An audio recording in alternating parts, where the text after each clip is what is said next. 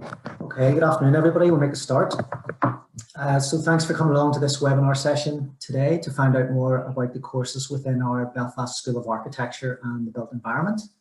Appreciate the time you've taken to join us today. The session should last around 45 minutes. So we will try to stick within that time scale, and there'll be some time at the end for questions and answers. So my name is Stephen. I'm from our marketing team here at Ulster, and I'm joined today by Maeve Paris, who is our partnerships manager. So Maeve works very closely with all the FE colleges, and she will give a quick introduction just to explain the pathway for foundation and access students into our built environment programs here at Ulster. So after that, we also have our Associate Head of School, Dr. Neil Blair, and Neil will take you through a short presentation just to introduce the school. And he's also joined by each of our course directors, who you'll see on camera now. So they'll be there just to give you a bit more detail about each of the courses and give you an insight into what you can expect as a student when you come to our school. So throughout the presentation, you will also have the opportunity to ask questions. You can do that through the Q&A box, which is at the bottom of the screen, or the chat function. So I'll be keeping an eye on those as they come in, and we'll try and answer those either by typing the answers in as we go along, or we can leave it to the Q&A session at the end. So again, just feel free to type those in as we go along. So we'll make a start then, and I'll kick off with handing over to Maeve for her introductory piece. Thanks, Maeve. Good afternoon, everybody, and thank you very much for coming today. I'm the Partnership Manager. My name is Maeve Paris, and I'm going to be ably assisted by the Associate Head of School, Dr. Neil Blair. So I'm hoping that Neil can, Neil is about to share the slides. I'll just give him a second to bring the slides up. Thank you very much. So I'm the Faculty Partnership Manager, and I work with a lot of your course teams and your subject directors on quality aspects. And I'm simply going to talk to you today about the mechanics of application. So you're all applying to the Belfast School of Architecture and the Built Environment. Some of you will be access students and some of you will be foundation degree students. So as a quick reminder, on to the next slide, about the purpose of an access to HE diploma. Access to HE diplomas enable access to higher education, so that's their specific aim. And if you're on one of our access to HE diplomas, you get level 3 equivalent, so you get the equivalent of A-level standard, and you also get built in your access diploma GCSE English and Maths. So the access diploma that we have in Northern Ireland covers all those 3 aspects. If you would like to apply for a course which has no specific requirements, you can apply with any Northern Ireland Access Diploma. But some degree courses will have specific subject requirements, and many of the courses in the School of the Built Environment and the Belfast School of Architecture have specific subject requirements, and in that case you would need to do a science or technology based access to HE diploma. Moving on to the next slide. Again, before we go any further, just to iterate the difference between an access to HE diploma and a foundation degree. The main aim of a foundation degree is quite different. It is to secure relevant employment in the local area, but the secondary aim is to offer progression to university. So each of our many foundation degrees has one main articulation route. So when your course teams design the foundation degree that you're on, there is a defined articulation route in the university to move on to. Some of them may have other possibilities as well, but the mapping may not be as neat. So each one has one main articulation route. We talk about articulation, and on the next slide, I explain exactly what articulation involves. If you were to join us for a degree straight through with the University of Ulster, it would take you 4 years. But those of you on a foundation degree, if you're full-time, you'll do 2 years on a foundation degree, and you can then top up in another 2 years. So it takes pretty much exactly the same time to do a foundation degree and top up as it would to do the entire degree course in 1 year. You do 2 years full-time or the part-time equivalent on the FDN or the FDSC. You then join the linked course in year 2. Because you've done work-based learning, we give you a large exemption of the year 3 placement, which is mandatory on our courses, and you proceed to year 4. So essentially, you do 2 years on a foundation degree, come into us in year 2, skip over year 3, straight to year 4. There is an optional year 3 placement possible. So when you get to us, if you think you would quite like to do a year in a well-paid job in industry, and they do tend to be well-paid, you can do that as well. We need to be fair to everybody who applies to us, so we're very transparent in our offers. We have a thing called the equivalence table, and that tells you what we look for in a foundation degree and an access diploma. So to give you an example of how it works, I've just taken an extract. You can look yourselves at the complete equivalence table.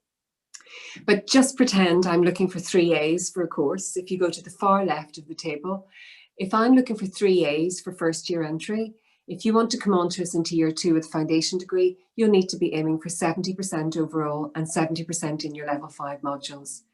If you're on an access diploma, we'd need you to get 75% overall. So you can see immediately what you might be looking for. And again, if we do drop the grades, we also drop the asking percentages as well. If we move on to the next slide, I'm just going to show you a sample prospectus entry just to show you how simple it is. So I've brought up the prospectus entry for civil engineering. Civil engineering, the first year A-level requirement is 3 B's. You must have maths, you must have 1 further subject from quite a long list, and then you can offer any third subject. So BBB, and you must have maths. If you're doing a foundation degree in civil engineering, we require you therefore to pass. You need to get an overall mark of 55%, and you also need a minimum 55% in all taught level 5 modules. So those are all the modules that you do in final year, with the exception of work-based learning. Because we have an A-level mathematics requirement for that course, as you can see, we also ask you for 55% in your 20 credit maths module. Most of you will do that in first year, so it might be a level 4 maths in the first year of your foundation degree, but it's a 20 credit maths module. And to be fair to everyone else, because we expect A-level maths, we ask you for 55% in that module, and you will get into year 2. And for the access diploma, we need an engineering, science or technology access subject with an overall mark of 65%. You will all have a NICATS maths module, which would be a level 2 maths in your access diploma, and we require 65% in that, or a GCSE maths grade B. Normally, of course, we would also expect English, but as you know, the access diploma includes English. So the final slide that I would like to cover, if you could move forward, Neil, thank you, is simply to point out that if you wish to come onto our full-time courses, you need to go through UCAS. If you want to come onto our part-time courses, you can apply directly to us at the university through the university's webpage, and you can apply up until the first day of the course effectively. I'm always asked, do we guarantee a place? And of course, nothing is guaranteed in life apart from death and taxes, apparently, but we have a place for you if you meet our offer. So we have a special relationship with you. We'll make you a conditional offer as outlined. If you meet the terms of the offer, you're in. We have a place for you and we can accommodate all of you on the articulation route. So for foundation degrees, if you get your 55% overall, your 55% in level 5 modules, you will get a place in year 2 of the linked degree. And likewise for access to HE, if you meet the offer, you will secure a place in year 1. You've chosen, if you're interested in coming on to us, we would love to welcome you onto the campus, and a lot of the courses will be moving to Belfast and the team will tell you about this, but we would be delighted if you would consider us to articulate at any time in the future. You're joining a very, very good school. Just by way of a guide, and to promise you this is actually true, I've got a copy of the Guardian University Guide 2021 in front of me, and that tells me that we are in the top 20 for the study of building, town and country planning. And even better, we are the top Northern Ireland university for the study of civil engineering. And in fact, we are 21 places ahead of our nearest competitor in Northern Ireland for civil engineering. So you're joining a very well-established, well-considered school, initially in Jordanstown and ultimately in Belfast. I'm now going to hand you over to Dr. Neil Blair. Neil is the Associate Head of School for the Belfast School of Architecture and Built Environment. Thanks, Neil.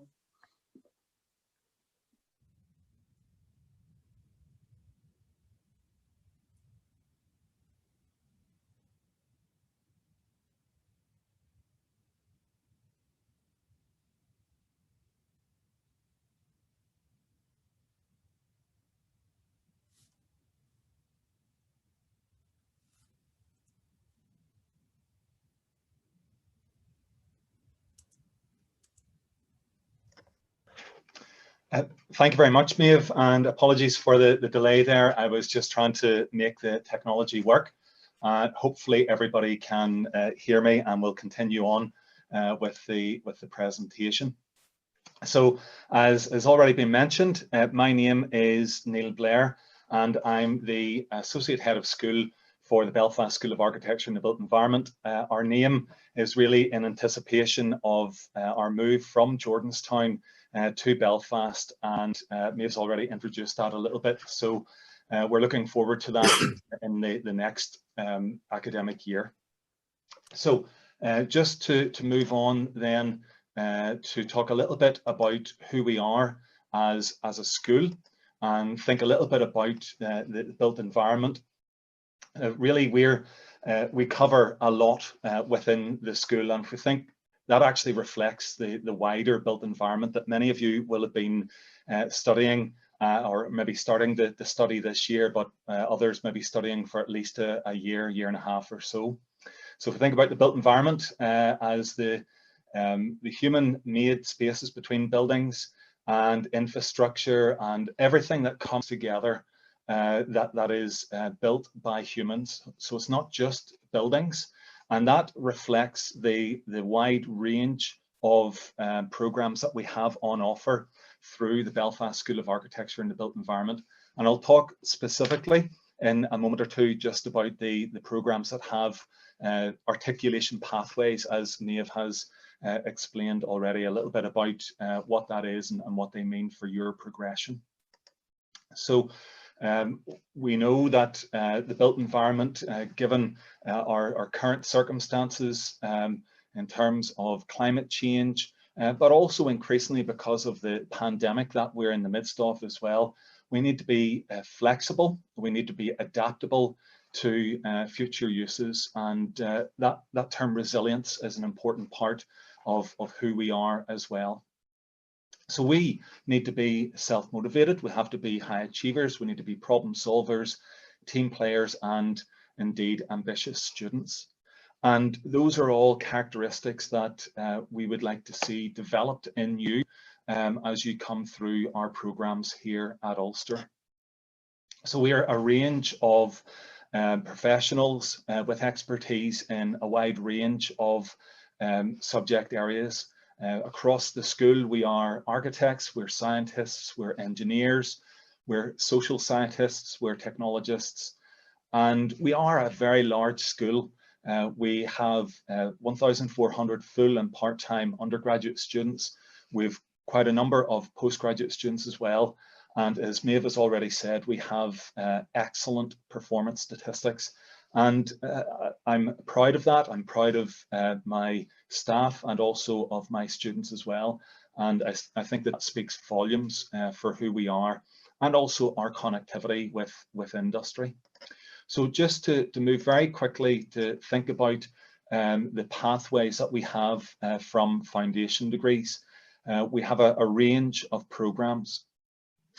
Architectural engineering, architectural technology and management, building surveying, civil engineering, construction engineering and management, energy, planning, regeneration and development, and real estate. And I'll give our course directors the opportunity to speak in a moment as they talk through their particular program. So you'll see some slides on the screen there. Just by way of brief introduction to those programs, but I will hand over to my colleagues to talk about those in much more detail. An important part of who we are is our professional links and the accreditation that we have across all of our programs. All of our programs are accredited by at least one professional body, if not more. And that's critical whenever you're thinking about career opportunities and potential pathways where membership of an organisation such as RICS, RTPI, ICE, and so the list goes on, may be important for you to secure your job and indeed to progress on through your chosen pathway. just to talk for a moment and to, I guess, reiterate what Maeve has already mentioned in terms of who we are as a school, in terms of our teaching quality, and you'll be able to read lots in terms of the reviews and the different guides and so on. But I want to tell you today about the consistently high levels of student satisfaction that we have within the Belfast School of Architecture and the Built Environment. And we have performed really well, in fact, excellently across the last number of years in terms of our student satisfaction. And I think that that speaks volumes for itself. And you'll see how we typically have at least one programme that sits with 100% overall satisfaction, and most of our programmes then will sit between 90 and 100% overall satisfaction. And that says a lot in terms of who we are and how we compare with our competitor institutions that you may be looking at. We have a variety of teaching methods, and also then a variety of ways that we can engage with you. In normal circumstances, we would be holding this event on campus. Of course, we can't do that because of the restrictions this year. But in terms of what we will be and how we will be delivering our programmes in the future, we will have our lectures, we will have our small group tutorials, and of course, and depending on the subject area as well, there will be laboratory and practical classes as well. So in terms of the online experience, we have a vast array of materials that will be available to you in our Blackboard area. That's our virtual learning environment that you'll have access to for every module, and also then for your program as well. So materials available online. You'll also have then one-to-one sessions. You'll have an academic mentor who you'll meet with at least 2 or 3 times each semester. And you'll see there other arrangements that we have in place for assessment and how we provide feedback, because feedback is an important aspect of your learning. Just briefly to talk about employability, there's a number of things that go hand in hand here in terms of the teaching quality, our networks, our professional accreditations, and then also the excellent levels of employability that you can see there in terms of opportunities that our students are able to access, and 94% starting their career or further study within 6 months of graduation. Maeve has already touched on placement, so I'll not dwell on that. But just to talk briefly about our field visits and our site visits, obviously curtailed this year, but they do form an important part of our education and how we deliver our programmes, and also then that's an outworking of our connections into industry. Also, Maeve's already touched on some of the metrics in terms of our standing across the UK and also internationally. So I'll not spend too much time thinking about our school rankings. The statistics and the graphics speak for themselves. We have a number of school awards that we've been proud recipients of, and indeed our graduates have been proud recipients of over the last number of years as well. And I just want to touch for a moment or two on our research, because our teaching is research-led and research-informed. And again, we have to see those two things working together, just as we would argue our teaching sits together with our areas of expertise, with our professional networks, and with our accreditation bodies as well. We are ranked highly in terms of our research quality, and there's a number of research aspects to our school, and you'll be able to see and perhaps be a part of some of these activities whenever you come to us to study at the Belfast School of Architecture. You'll see there some of our facilities, and also then some of the research outputs that we have on a regular basis from the school. So just briefly then to conclude from me, and then to hand over to my colleagues, the course directors who are here today. In summary, what will you get if you come to us and you study with us? We can't make absolute promises, but what we can say is reflecting on experiences to date and reflecting on where we think things will go in future, we think you'll get an excellent education. That's evidenced by our National Student Survey scores. It's also underpinned by the research that I mentioned there a moment ago. We have excellent job prospects, and as I've talked about in my portion of this presentation, we have excellent professional progression and recognition. And just to leave you with this thought from an employer, and this is a direct quotation about our students or graduates as they had become. Ulster graduates are knowledgeable and able to contribute to the financial performance of the company as soon as they commence work. So not only do they have the skills from the subject area, but also they're contributing straight away into the place of employment that they find themselves. So hopefully that will be you, and we would be delighted if you did choose one of our programmes in the Belfast School of Architecture and the Built Environment to continue your study. So thank you, and I'm going to hand over to Dr. Robert Eady, who will talk to us about civil engineering. Thanks very much, Niamh, and you're all very, very welcome. If we could go to the next slide, please, that would be brilliant. Thank you very much. What Maeve has already said, I've just actually realized this has gone on to a different background and it's very difficult to see, but your foundation degree, I hope you can see my cursor at the bottom, brings you along, and you can actually hop up onto the second year of the MEng BEng Honours Civil Engineering Year 2 or the BSc Honours Civil Engineering Year 2. Either of those two, if your MAS is really, really good, go for the MEng BEng, and if your MAS isn't quite so good, go on to the BSc Honours Civil Engineering.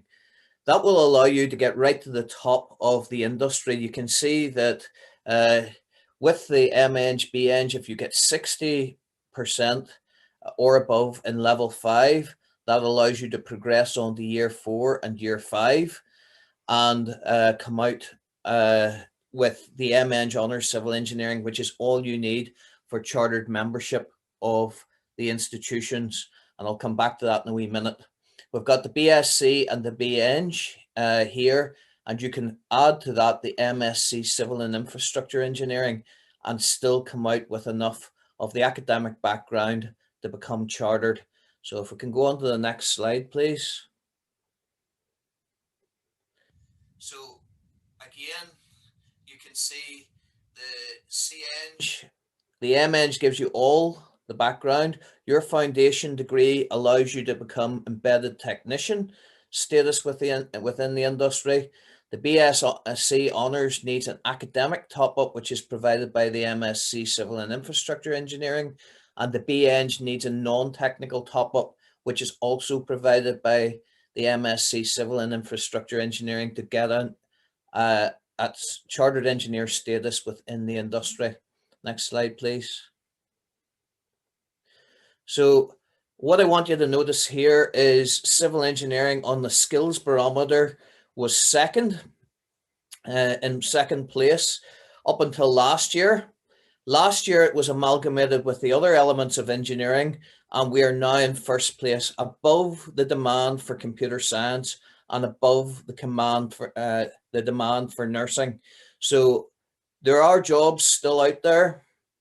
in civil engineering, and there is a skills shortage within civil engineering, and that is shown in this slide here, which actually shows the various elements of civil engineering right across not only Northern Ireland, but also across the rest of the UK. Next slide, please. We also have the first apprenticeship in the UK in civil engineering up to level 7, that's master's level. You can see here, you normally have for an MEng 5 years education with a large student loan, plus then your 4 to 5 years practice to become chartered. That's approximately 10 years. It takes you from when you start the engineering degree at Ulster right through to chartered membership of your institution. The apprenticeship allows you to run that practice-based learning alongside it. So you can actually cut 2 years off your chartered engineer review if you go the part-time apprenticeship route. So that's 1 day in university and 4 days in industry. Next slide, please. We're accredited through the Joint Board of Moderators, and the Joint Board of Moderators allows the degree from Ulster to be recognised in 21 different countries. So it is a passport to travel, and we quite often have people going to the States, Australia, where the degree is actually recognised. So you have 21 different countries that you can go to that your degree from here is recognised in. National Student Survey, you have very, very high levels. It's already been mentioned by Neil. If we could flick to the next slide, please, as well. Guardian League tables were 13th in the UK in civil engineering, which is quite nice. And the civil engineering team at Ulster, we have Mrs. Sandra Orr, who is the MEng, BEng Honours Civil Engineering full-time course director, Dr. Brian Solon, who's the BEng Honours Civil Engineering full-time course director, and myself there for the apprenticeships and the part-time and the MSc Civil and Infrastructure. So if you can go to those three, one of those three people with your questions, feel free to do so. Okay, I think that's me finished. So I hand over now to, is it Ken Boston? If Ken's there. That's great, Robert, thank you. Okay, folks, just give you a quick overview of the actual degree in building surveying. And the slide you can see currently indicates the actual course is accredited by the Royal Institution of Chartered Surveyors. Basically, this is the sort of institution that monitors the education and the professional status of surveyors throughout the UK and beyond, basically. It's a huge organisation, about 135,000 qualified surveyors in the RICS. And that's what the actual course is aiming to get you to a level where you actually qualified as a chartered surveyor. Certainly very important from a career point of view to make you able to transfer from one employment to another, and certainly in terms of prospects generally, certainly that's what you should be aspiring to. Next slide, please. Again, as Maeve had pointed out earlier, the course, like most others, is a 4-year degree programme. Ordinarily, year 1 and year 2 at university. Year 3 is usually a compulsory placement, and year 4 back in university. Having said that, obviously those coming in with the foundation degree would normally enter year 2, and providing they've got well-documented experience, would be exempt from placement and would progress into year 4. So certainly a foundation degree is a good route into the profession. Literally, you're doing 2 years post-foundation degree to get your degree, really. So again, from that point of view, it's worthwhile. The actual degree you get once you graduate is based on year 2 performance and final year performance.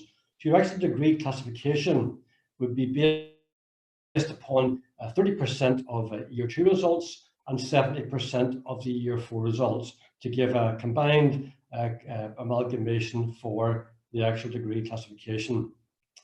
I suppose building surveying is very much dealing with existing buildings, and certainly we tend to get involved in things like restoration, maintenance, conservation type work of buildings. We are not heavily involved in new work generally, new build work generally. It tends to be the care and sort of the change of use and so forth of existing buildings. Certainly one in particular on that slide, River House in Belfast, was a project undertaken by a building surveying practice in Belfast. And certainly the complete refurbishment of a sort of 60s and 70s office building to make it separately modern looking. Again, a huge project, and certainly managed by a building surveying team. So that's some of the work we do, project management, conservation, etc. As part of the actual course at Jordanstown, we have quite an emphasis on students undertaking project work in every year of the course. And certainly it's good from a group exercise point of view. We go out and about, look at various buildings, and we may do a survey of the building, provide a scheme for the building, and give a hypothetical client advice about the building. A couple of ones in that slide, for example, the top left-hand side is the Knockbracken Water Tower. We used it as a conversion a few years back. The one on the top right was the Kelp House in Rathlin Island we'd used as a project. Bottom right was the courthouse, which is currently vacant in Bangor, and a few others over the years we've used very successfully, I must admit. So again, it's good to get out and about with the students and sort of learn by actually seeing and doing things. These are just a few of our graduates that sort of come to mind in recent years. And again, employment opportunities are quite wide. Quite a number of people will qualify as a chartered building surveyor and possibly work in a private practice simply doing mainstream building surveying work. Other options might include estate management or project type work, asset managers, project managers, maybe working in building control, conservation, or whatever. Certainly once you graduate, probably salary scales in around about 23,000, 25,000. Once you get your RACS qualification, which tends to be 2 years post your degree, you're probably in and around about 35,000 plus as an associate or as a qualified member in a particular practice. Just some of the actual students in that particular slide. There were two in particular on the top right-hand side who actually are currently working in the Houses of Parliament on the conservation work at Westminster. Again, Maeve had mentioned previously the actual requirements to enter the course. And again, ordinarily, it's a 4-year course and year 3 placement. Ordinarily, in around about 40 to 50 students would be the normal intake in any particular year. We also have a part-time course, which is run in conjunction with the full-time. So you might start full-time, go part-time or vice versa throughout the duration of the course itself. And again, as Neil had mentioned, we're actually moving to York Street in hopefully September 21. Again, in terms of contact, dealing with the actual course, I'm the course director, and certainly my colleague Joanne Wright assists greatly in the management of the course as well, and also is heavily involved in the placement element of it.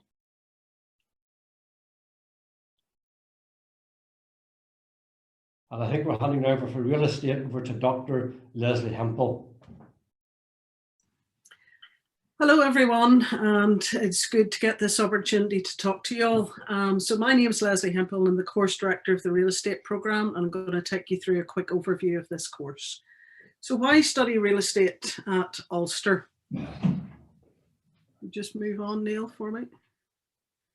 Okay, so first and foremost, in terms of contextualising the course and the standing that the course has in industry, we've been regularly in the top 5 in our subject discipline of land and property management over the last number of years.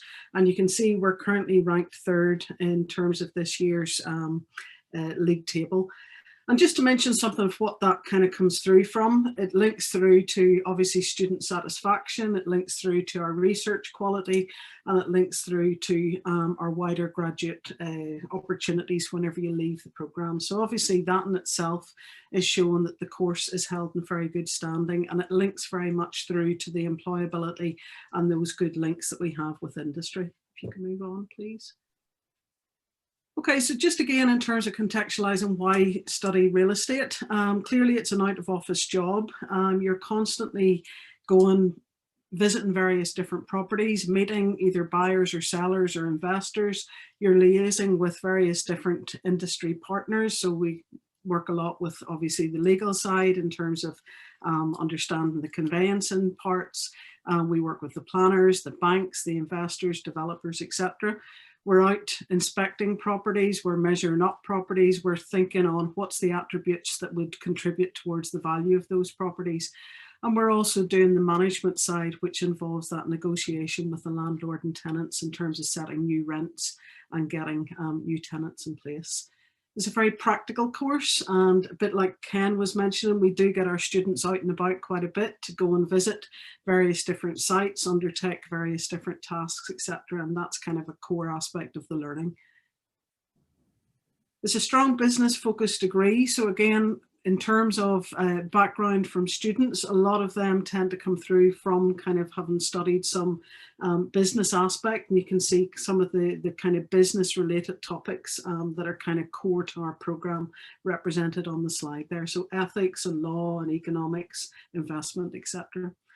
There's a diverse career opportunity open for you, and that's kind of part and parcel of why it's important to kind of consider different programs in terms of their employability.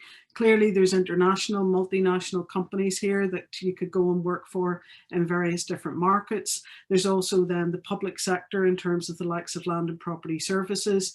We gear it very much towards the commercial market, but there is also some students decide to go into the residential side or indeed work for housing associations or the housing executive. So that all links to the kind of employability stats that we've seen for the programme.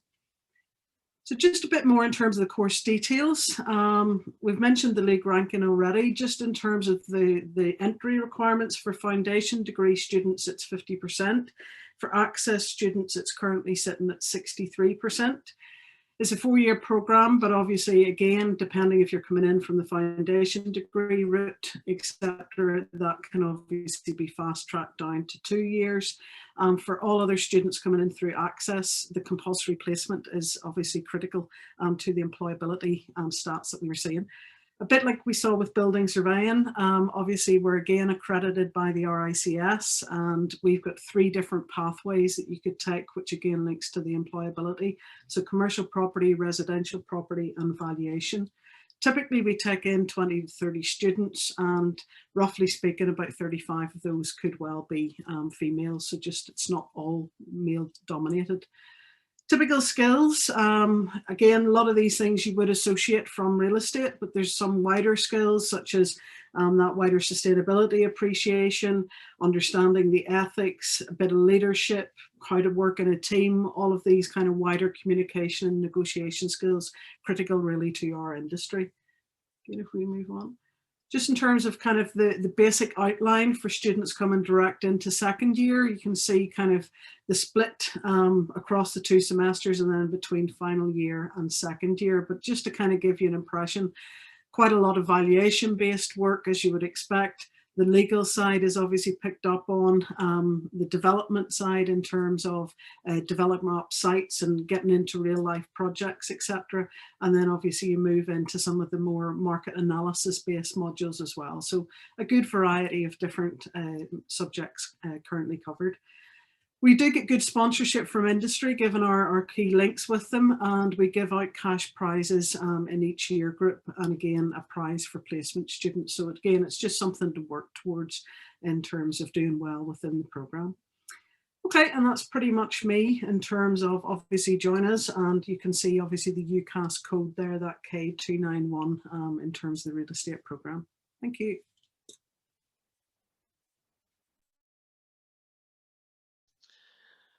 Hi everyone, my name is Dr. Gavin Rafferty, and I'm next up in terms of talking about our programme, which you'll see there on the slide is Planning, Regeneration and Development.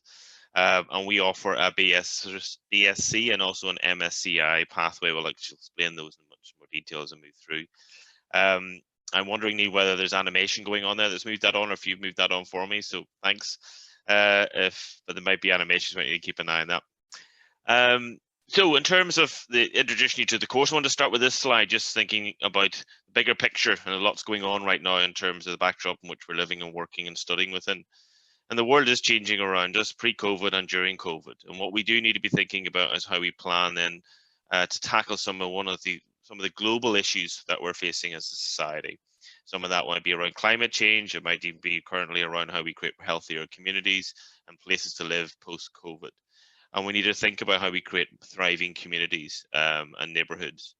And what we're doing as on the planet as civilization is increasingly putting huge pressure on the world's natural resources and the environment. And a lot of you may be familiar with or have heard of, whether through education already or elsewhere and other platforms, the UN Sustainable Development Goals, otherwise known as the Global Goals. And therefore, the challenge for us as a society is how we plan to deliver on those goals, and particularly for us in our discipline around planning, regeneration and development is to focus on Sustainable Development Goal 11, how we create sustainable cities and communities. But also there are other linked goals as well. So we need to think about how we create, plan and regenerate and develop healthier places, more sustainable places. So what we need to do is we need to plan, regenerate and develop for where we will live in the future to meet Sustainable Development Goal 11. We'll be thinking about also providing more affordable and sustainable housing in rural areas, and thinking about creating more balanced development across the land resource that we have to manage. Also, particularly in recent years, but also exacerbated and highlighted because of COVID, we need to think about how we create more active travel, think about our local services and how people engage with services that are nearby and not reliant on card dependency. And other agendas linked to planning are things like creating healthier communities and places for children and for elderly as well, much more inclusive places that we all love and enjoy to access and live in, and tackling things like providing affordable, energy efficient public transport, again, to combat climate change as well, which is another linked goal.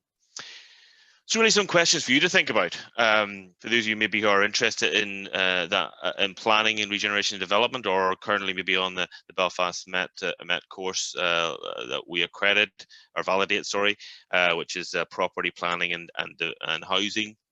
And sometimes myself and also Leslie, my colleague in real estate, would maybe speak to students on that program as well. So we may see some of you, if you're on the call, on those programs in the future. But some questions for you to think about. Do you want a diverse career where maybe the 2 days aren't the same, where you're interested in people, place and sustainability? And do you want to be at the center of decisions around what development can happen and what regeneration projects can proceed? Then maybe the course is relevant for you. And unique thing about our program is bringing together these 3 different fields, if you like, around planning, around how we manage place, how we actually make decisions about the land resource, and therefore create policies and plans to create sustainable development. Combine that with an understanding of regeneration functions, which really looks at social, economic, and physical regeneration to improve people's well-being. And also work with particularly our colleagues in real estate, like Leslie and others, who've got expertise in the development side in terms of the development of finance and the financial aspects of development, which really enriches our particular program at Ulster to bring planning and development together. Some of the skills and knowledge that you'll acquire in our program really are listed there, as you'll see. Some will draw upon our colleagues in real estate who deal with the particular property development and housing market analysis aspects and other aspects around financial appraisals and development. Within their program, we'll obviously introduce you to other key areas such as sustainable development, resilience, skills around spatial analysis using GIS, geographical information systems, introduce each other ideas, concepts and processes associated with creating healthier places, healthier communities, look at international best practice, how we engage with various stakeholders in the development process, and develop some leadership skills in how we manage that change process through the planning system. Next slide then. Some benefits of studying at Ulster is that the curriculum is informed by cutting-edge planning research. All of us on the teaching team, both within the core planning team and also in our real estate colleagues, are all research active, which basically means we are actively involved in shaping research agendas and also using that research to inform our teaching across. You'll see a range of areas there in terms of resilience, regeneration, marine spatial planning, cross-border spatial planning, and community planning, for example. Also in our program, we have a good staff-student ratio, which means that there's good contact between staff and students, whether that's traditionally more face-to-face on campus and in terms of studio-based teaching, but also in terms of online learning at the moment.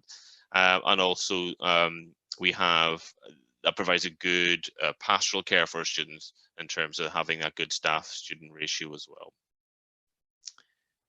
So in terms of career pathways, as I mentioned at the beginning, our program is probably a bit different from some of the others, maybe a bit similar to what engineering has, civil engineering. We have a BSc pathway and also an MSCI pathway, and what that basically means is that if you were to come onto our program, you could exit with the BSc pathway by completing your second year and third year with us at Ulster. You could stay on and on the pathway towards the integrated masters, which would basically mean coming in at level or year 2 and then completing year 2 and 3 and a final year, or the optional year of replacement as well. And the BSc is an option for you, but the MSCI is accredited by the RTPI. You'll see there on the left-hand side of the screen, which is the Royal Town Planning Institute, and they require 4 years of study to become a chartered member of that professional institute, which again, like other courses I've mentioned, is like a passport for international or global market as well for employment. Our course is also accredited by the RICS, which has already been mentioned by previous speakers and colleagues, so no need to reiterate that. And particularly within RICS, it's graduates from our program can follow the planning and development pathway. There are multiple pathways within that professional institute on offer, but ours is the planning and development pathway. In terms of career opportunities, there is a wide variety of opportunities for graduates for our program. We cover quite a, as you'll see from that previous slide, a range of different skills and knowledge bases that we cover. So you could be working in public sector in terms of processing planning applications, working with elected members and also making planning decisions. You could be working in the private sector, working with developers and securing planning permissions, or working in other sectors as well, around community engagement, maybe other community and voluntary organizations that support communities and getting involved in planning, and maybe other specialized areas as well. You could also, so like some of our students, continue on in academia and research as well. Just wanted to highlight, again, it's a new resource to us, mainly targeted at secondary schools, but it's open to anyone that might have an interest in engaging with our World Town Planning Day e-course. That's been developed in partnership with the school's Outreach Academy here at Ulster University. As I say, it's aimed mainly at A-level geography students, but it's open for anyone that wants to sign up to that course and register on that program. So it'll give you an introduction to what we would normally do on campus as part of World Town Planning Day, and we normally would have invited some of Belfast Met students studying that program to get involved. So it's an opportunity for you to virtually engage with that exercise this year, but it gives you an introduction to the Sustainable Development Goals and to the planning system and to the planning profession, and hear from a range of voices. It might be worth you dipping into that. And finally, just to say, if you want to connect with us online, we're obviously, you can contact us through your email address and phone number at the front of the slides, or get that through the university website. But we're also very active on social media. Our main platform would be Twitter. We're all staff, and we have a course account there, which you'll see what we're up to, what we're tweeting about in terms of research, our student activities, projects. We also have an account on Instagram, which a lot of you may be on as well, so we regularly post there, and we also are on Facebook, LinkedIn and YouTube as well, with some videos up there as well. Also, just to mention before we end, we do have a UPlan Student Society, and they're also active on social media, so you may want to follow them and see what types of events our students are doing as well to complement their studies. Thank you. I'm going to hand over to my colleague here to talk about construction engineering and management. Thanks, Gareth. We're all going at a frightening pace today. So I'm here to talk to you about the construction engineering and management program at Ulster. Neil, if you wouldn't mind, jump on one, please. So we've all said for each of our programs that we are really successful in terms of student satisfaction. Our students really love what we do, and we're very proud of our student success. Construction scored 97% for student satisfaction. Graduates of the programme, construction engineers, are involved in all aspects of the building cycle, from design right the way through to use and recycling. Our main role is in the construction of the project, but as I say, graduates find themselves involved in all parts of the process. One of the things that we've noticed as the CITB are the body who carries out on-the-job training and are responsible for monitoring the health, I suppose, of the industry. We note that the attractiveness of construction as a career has gone up amongst young people, increasing by around 26%. So it's a career that's both exciting and very rewarding. What does a construction manager actually do? We'll look at that next. They direct operations in a construction project, make sure it's completed safely, on time and within budget. So it's a multitasking, very highly skilled role, and very exciting role. And one of the things I think Leslie mentioned it earlier in her presentation, for real estate, it's certainly not a desk-bound career. It's a very active career, and that appeals to many of our applicants. And an extra wee point, Neil, is that we have achieved Athena Swan bronze status in the school. We are very actively trying to ensure that the balance within our programs, male-female balance within our programs, improves. Construction as a career, the construction industry suffered many years ago from a difficulty in that area, and we note, it's great to see that there are more and more girls applying to the program, and the balance within the industry is certainly changing, and it's a career in which women are very successful, as you'll see when we get to our slide on graduates.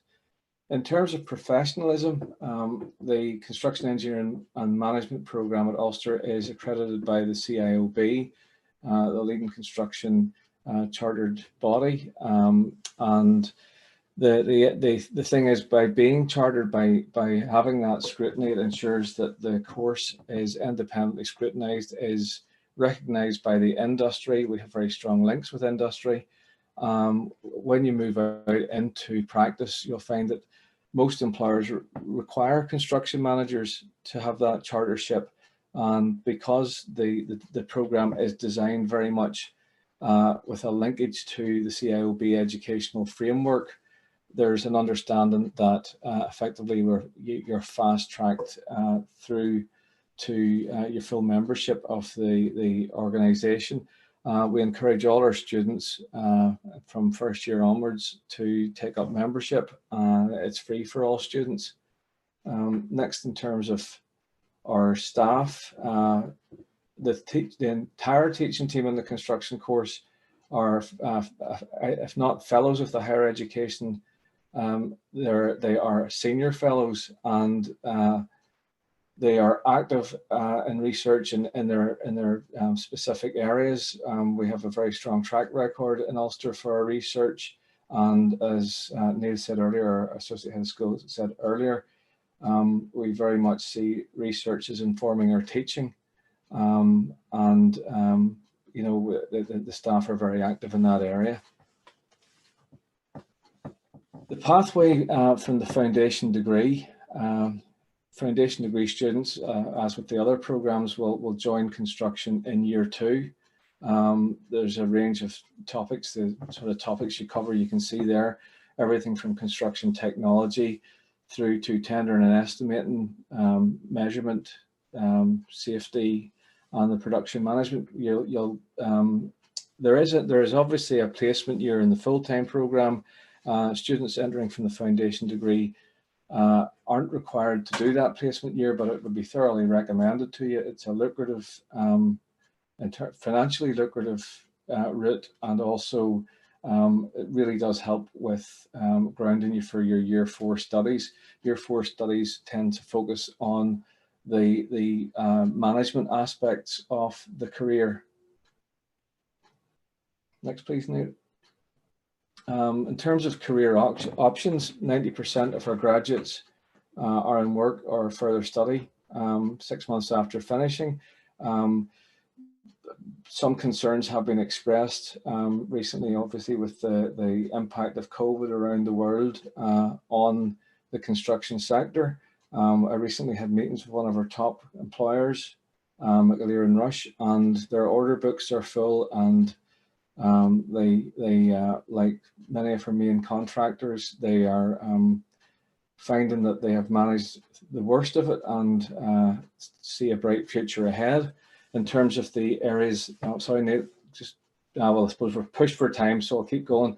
And one of the important things that students always ask at events like this is, well, what sort of money potentially can I earn?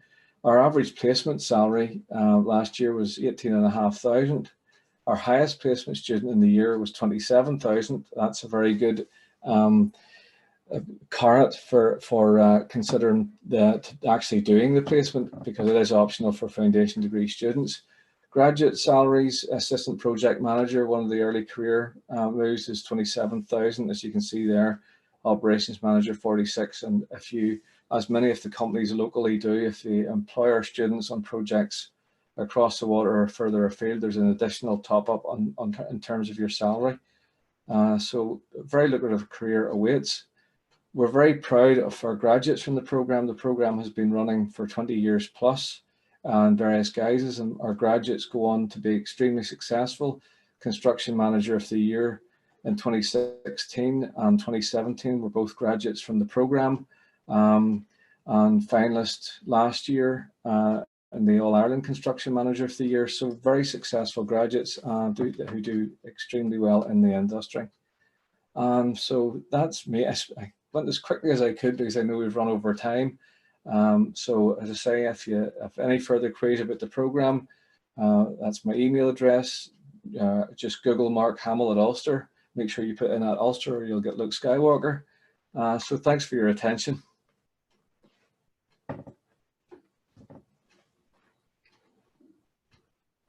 Sorry, over to Gareth. Okay, thanks for that, Mark. I'm going to share my camera. I'm not sure too many people have been doing that, but so a question I'm often asked is, what is architectural technology? So in order to answer that, I have taken a quotation from the professional body which accredits our course, the Chartered Institute of Architectural Technologists, and they define it as the science and technical aspects of architecture, primarily based upon the twin concepts of design to performance and production through the use and integration of technology. So when we look at that, the two aspects are very important. And when we think of the way practitioners operate, you know, it's very clear there that it's performing and it's to do with the building performance and the technical aspects. Another question on the next slide then is, where our graduates maybe end up working? Next slide, please, Neil, sorry. Where do our graduates end up working? And it's not just in architectural practice. Yes, a lot of our graduates will end up working in an RIBA or a CIAT registered practice, but there are many opportunities in other places. So all the big construction firms locally and further afield, even specialist technical roles within the industry. The university has a number of architectural technologists that work in our estates department. So there's a good demand for our graduates in a range of areas. And the graduates are well respected, and many people look for the graduates as well. In terms of what we study on the course, so I'm assuming most people at the presentation will be maybe doing the foundation degrees.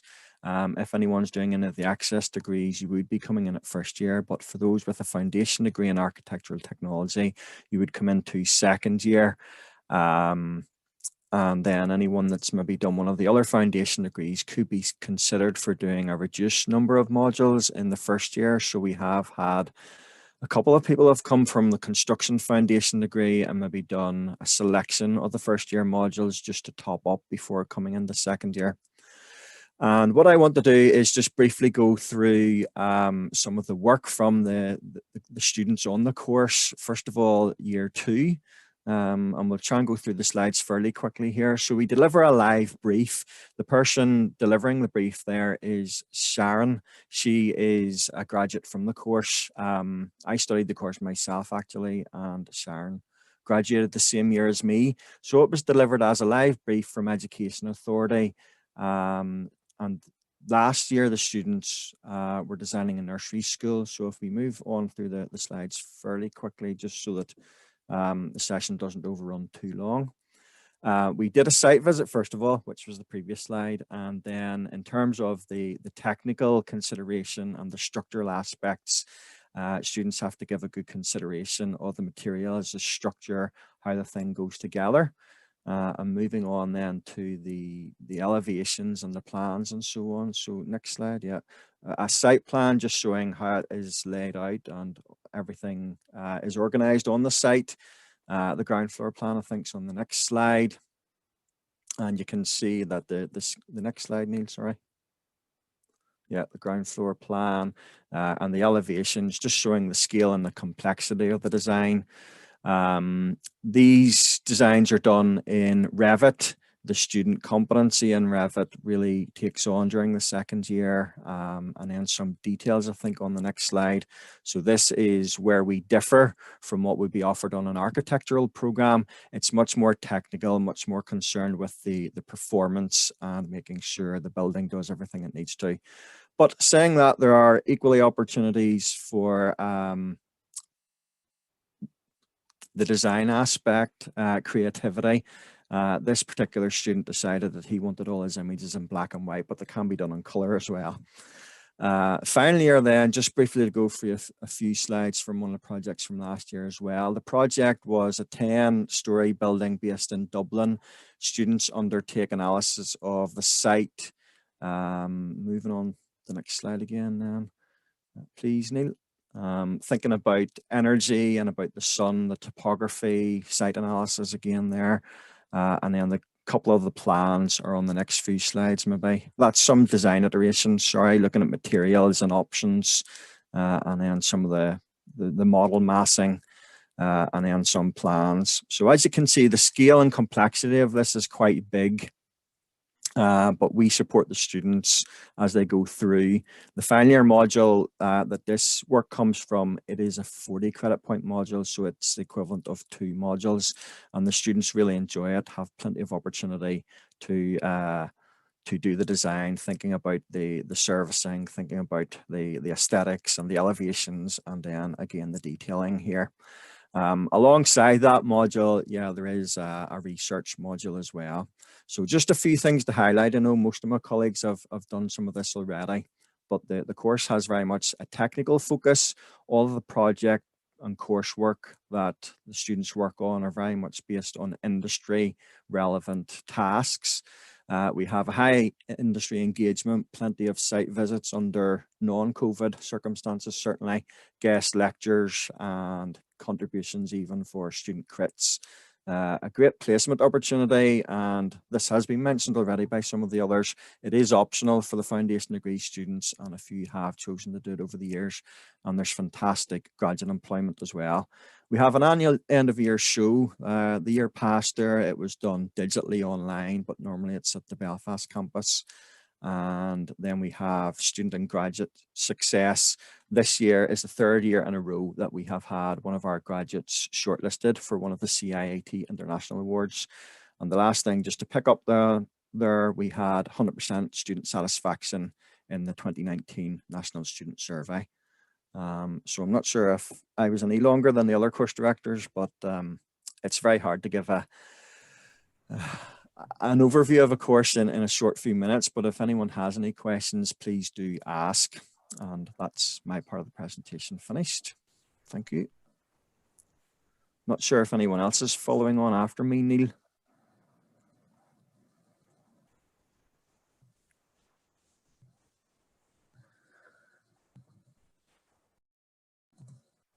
Thanks for that, guys. Well, that's a really good summary from everybody. I appreciate how difficult that is to try and cover everything, and it's impossible to cover everything within a short period of time in the presentation. But you'll see from the slides there that everybody's contact details are in there. So feel free to contact the guys directly if you have a particular query about a course. I know as well as emails, normally we would have the opportunity, some of our own campus events, to do like face-to-face one-to-one chats with the team. But I'm sure the guys here will be open to arranging a call as well with any students who had any particular queries, because I know it's not always easy to ask questions in this kind of environment. So we'll definitely be open to that. And just a reminder that this session itself will be emailed to everybody. So I know there's so much to take in there. You can watch it again. And again, all the contact details are in the slides there. So again, just email us through there with any particular queries. We've had a few queries coming through as the presentation has been going on. We've been trying to answer those as we go, but there were a few questions that are quite common probably to everybody. So I'll probably cover those now, if that's okay, Neil and the team. Just some of the ones that we get asked quite regularly on webinars. And the first one really is quite topical. It is just about the current situation and how our online learning is delivered. So really just how well is the school set up for blended learning, online learning approach. And I know that that's something that we have in place at the minute. So Neil, I'm not sure if you or one of the other guys want to talk about that. Yeah, absolutely. Thanks, Stephen, and thank you for that question. I think it's a good question to ask. In actual fact, we both in the school here, but also at Ulster generally, we have been delivering our programs online since, I guess, the third week in March. So we've in semester 2 of the last academic year, so we've spent a huge amount of time preparing our materials and making sure that we have our mentioned earlier on Blackboard, the virtual learning environment, very well populated with resources. So we have a mixture of live sessions, of recorded sessions. Where it is absolutely necessary to teach on campus, we have been teaching on campus. So in terms of how we've been able to deliver that this current academic year, we've learned and grown from that from last year, and indeed our current arrangements for the remainder of this academic year are that we will be continuing to deliver our programs online, again, unless there's a requirement for on-campus teaching, for example, surveying practicals and maybe laboratories and that type of thing.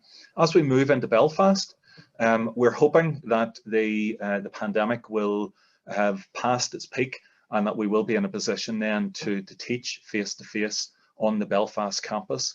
But I would imagine that as we move into that new learning space, that we will bring then a lot of the lessons that we have learned about online teaching and our online materials, the different innovations that we've brought in generally across the school, but also then specific to certain courses. So that we'll have that blended approach where we will be able to engage with students both face-to-face and online. So yeah, I mean, it's been a very steep learning curve for many of us, but actually I think we're in a really good place for teaching going forward. Mm-hmm. Absolutely, and hopefully things will have moved on by September. And the other thing to note is, I know this type of event, usually we get you on the campus, but you know, we'll be monitoring the regulations as we go along throughout the academic year. And if there's an opportunity to get you into campus and to chat directly with the team, then we'll certainly do that. So we'll be in touch if there are events coming up on that. Another common question we came through to me directly is about our placement year. So we've talked already about the strength of the school in terms of our relationships with employers and the opportunities for placements. There's a student here who's just asked, do the students have to find their own placements, or does the university or the school help with the organisation in terms of setting up the interviews or identifying placement opportunities? That's a really good question, and maybe some of my colleagues might also add in a comment or two here as well. Ultimately, we can't promise that there will be a placement there for every single student. It does normally happen, but we can't make that promise in writing right now. But what we do is provide excellent support from both academics and also our employability department here at the university in terms of supporting students to help find a placement. So we have excellent connections, as I was saying in my part of the presentation, but also some of my colleagues as well. We're talking about our professional networks, not just with the professional bodies like RICS, CIOB, RTPI, and so on, but also with employers. And that means that we've a way in with those employers to tell them about our students, not about individual students, but about our students in terms of skills and the attributes that they have that they could then potentially recruit our students for placement. So there's that double aspect there of the academic support. And in second year, our students receive support from a placement tutor to find find those opportunities that are out there, and also then to point towards the assistance that's available within the university, within our employability section, around things like writing a CV or completing a job application or whatever it might be. So no, students are not cut loose to just go and find a placement by themselves. There's a huge amount of support that goes into getting students ready for placement. There's also things like our placement and graduate employment fairs. We had one last week or the week before. It was online this year, of course. Normally it's an on-campus event where it's a kind of meet the employer type event where students can come along, and we know that a number of employers have recruited from those events, and there's employers who already have in place or have recruited the students that they want from next summer for students who are going out on placement from summer 2021. So yeah, there's a huge, I don't want to call it a machinery here, but there's a lot of support mechanisms. And I guess that's one of the things as well about our programs that said about our networks and so on, that we're bringing that value added to the experience that students have here at Ulster. Okay, thanks. Yeah, that's reassuring. So yeah, a lot of course specific queries that we've covered in the online chat, but maybe just pick out a couple more that are a bit more general. We get this quite a lot with the foundation and access students. A question just about someone who's come through BTEC, doesn't have A-level maths or an A-level science, and another foundation student saying if they're coming into year 2, does it make it more difficult for them to catch up, or is there stuff that they need to cover that kind of A-level students would have already done, or people in first year would have already covered? Yeah, that's a good question, Stephen, to ask, and Maeve may also want to comment here as well.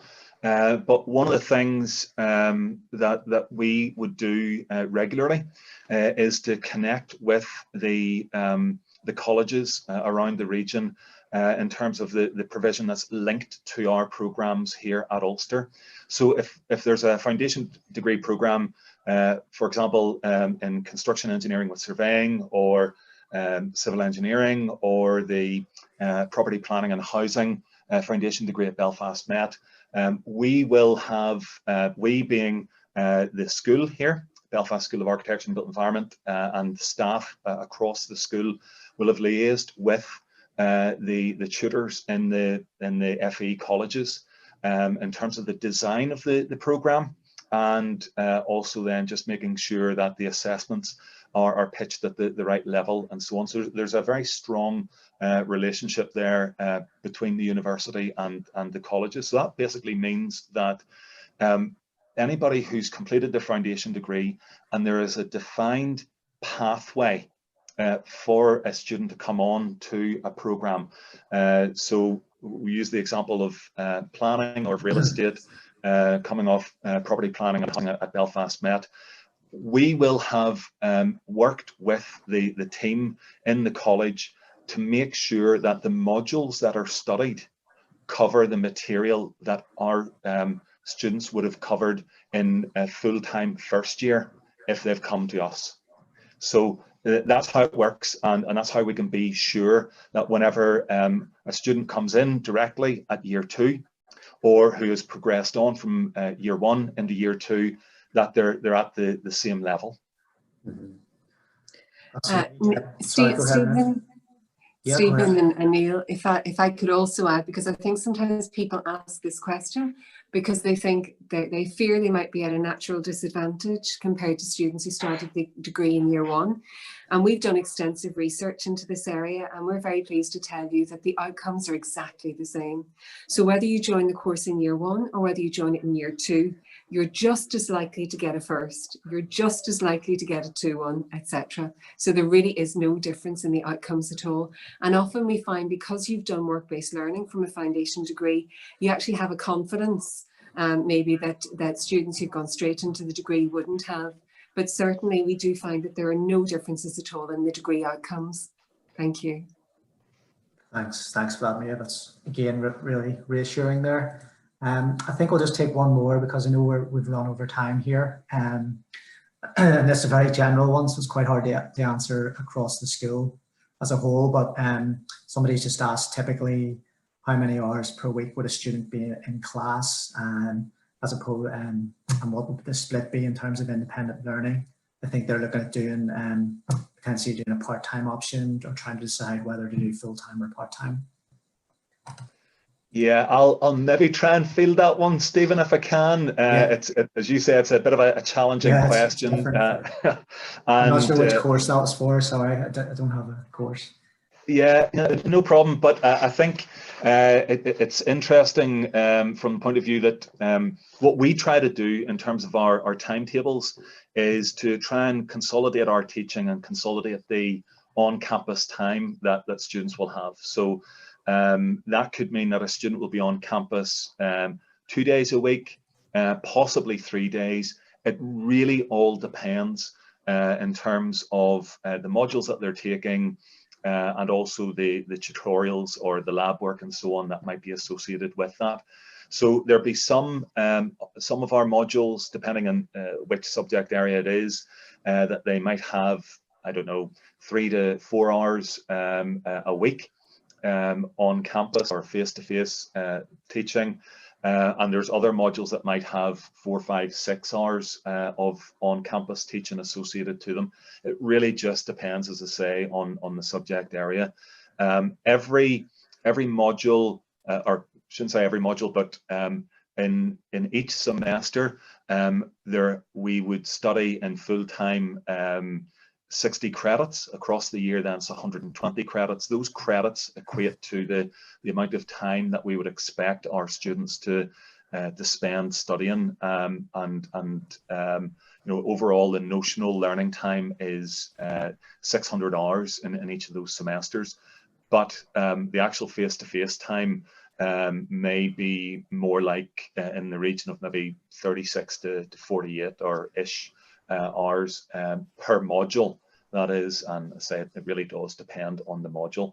We would also encourage, though, that our students, say they're working with other students in groups. In normal circumstances, we would encourage our students to meet on campus, to use our excellent library facilities. In fact, our library facilities remain open even during this time around the different campuses. So there is scope for students to use those facilities even when they're not on campus for a timetable class. And all the more whenever we move into Belfast, there'll be other opportunities to meet with students, maybe to work through whatever the group coursework might be, to use the library and the computing facilities, etc., that we have.